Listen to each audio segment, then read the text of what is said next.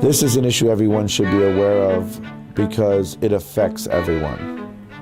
It affects people, it affects businesses, it affects government, and it affects children and seniors.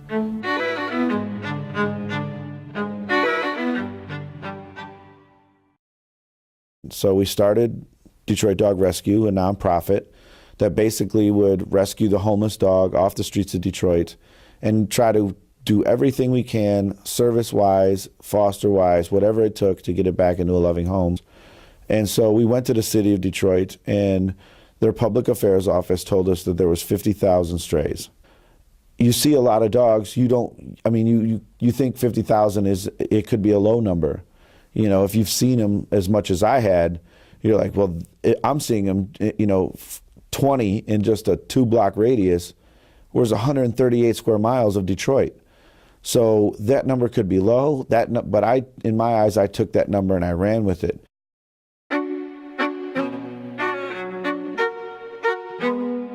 There are over 70,000, maybe 80,000 abandoned buildings in Detroit. And that's residential, industrial, warehouses, all across Detroit. Those places become large dog houses. We'll find 3 dogs just laying on an abandoned couch. And then you think, I'm in one house that's abandoned, there's 3 dogs in here. There's 70,000 abandoned buildings. How many of those buildings are housing dogs? A lot of times they're put out in the street. People can't afford their animal. So, their pet gets kicked out. It's either feed the family and feed the dog or just feed the family. And when it becomes just feed the family, they open the door and they let that dog out. Some people don't look at dogs as domesticated animals. They look at them like as animals. So they'll just let it go because they think that dog, oh, that's an animal. He'll find food. He can fend for himself, not understanding that the dog is a domesticated animal, which means that that dog depends on people to support it. Unless it's born in the wild, it depends on someone to feed it. There's so many people and residents in the city that like to feed these dogs. A lot of the times you can feed that dog and feed that dog and feed that dog, and it can turn out bad. The dog will become reliant on whoever's giving him food. But once that dog builds up his muscle and puts the weight back on, the dog has confidence now. And if you don't know the history of that dog, then you need to be aware that that dog sometimes, when they build that confidence up, now they've got that anger in them.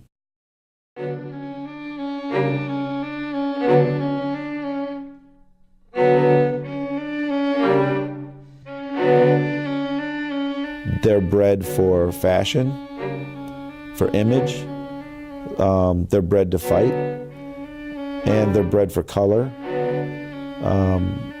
And it's just, it basically has become the Detroit dog, and I believe it's become the American dog because now you're seeing pit bulls everywhere.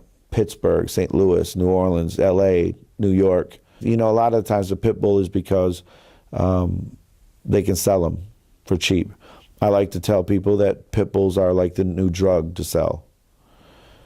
It's like the new crack. It's a way to make money. So they'll breed these pit bulls. They've got 9 puppies in a litter, $50 a piece. They just made, $450. And they'll give them to these kids. The kid will give them $50. The kid will take that dog home. The mother's like, we can't afford no dog, so you need to take that dog back. Well, he can't take the dog back to the dealer or whoever it is that's selling these dogs. They're like, you ain't getting your money back. Well, I don't want. My mom said I can't keep this dog. I don't care. Your mother wants that money back. Tell her come get it, and he'll just dump it in an alley and go home. But then there are those instances we've seen Bijans. Small little Bijans roaming the streets, matted. Their hair's really matted because they have that curly type hair. We had one Bichon, his paw had gotten caught, and his fur matted, and as it grew, it just became a cast, and it secured its paw against its chest, and he is walking with 3 legs. Then becomes the breakdown in his body. His immune system becomes very low, which makes him susceptible to a lot of diseases. If it's the summertime, if he gets, bit by a mosquito, that could carry heartworm. When a dog has heartworm, you have to keep it really, quiet in a controlled area, because there's worms, in its heart. Those worms can kill that dog. They can cause cardiac arrest, and that's it. We have parvo cases, which is a very nasty disease. So people sometimes don't even have the ability to do that. They can only afford the food. I think the main issue that they deal with is the economic disaster that's happened. They wouldn't even be in the situation they were in if people could afford their animals. Detroit being one of the hardest hit cities in the United States, and now declaring bankruptcy, which is incredibly, big for, a city that size.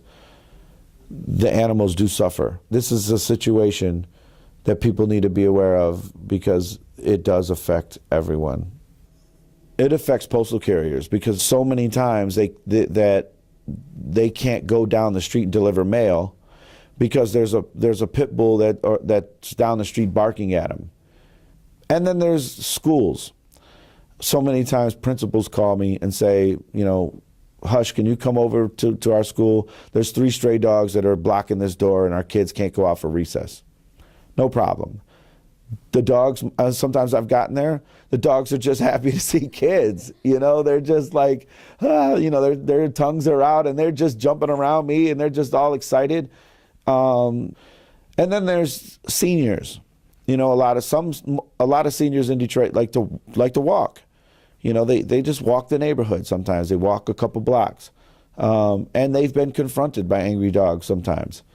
But sometimes they've been, confronted by happy dogs, just excited to see people.